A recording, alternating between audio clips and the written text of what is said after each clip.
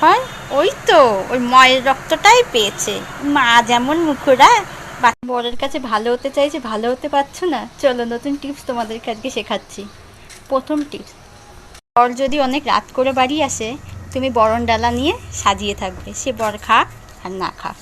দ্বিতীয়ত হচ্ছে, তুমি শ্বশুরবাড়ির ননদ, যা, ভাসুর সবার সামনে দাঁতটা 32 পাটি বার করে থাকবে।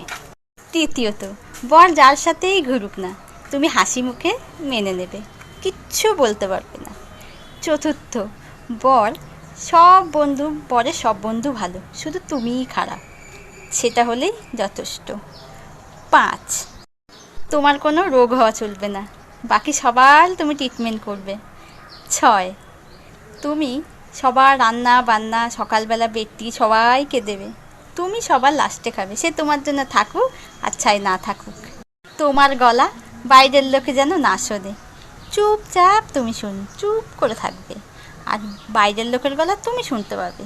তুমি লক্ষ্মী মতন বউ থাকবে, চোখ থাকতেও অন্ধ আর মুখ থাকতেও বোবা।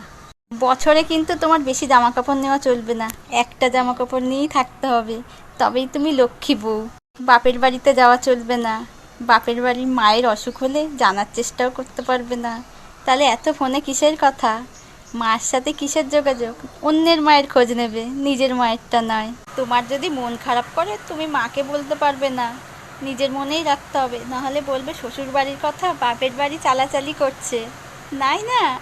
ও লাস্টের সত্যটা শুনে নাও, বাচ্চা যখন হবে, বাচ্চা যদি ভালো পড়াশুনো করে, ভালো নাম করে, তাহলে সেটা বাবার রক্তই বড় হয়েছে, বাবার বেটা।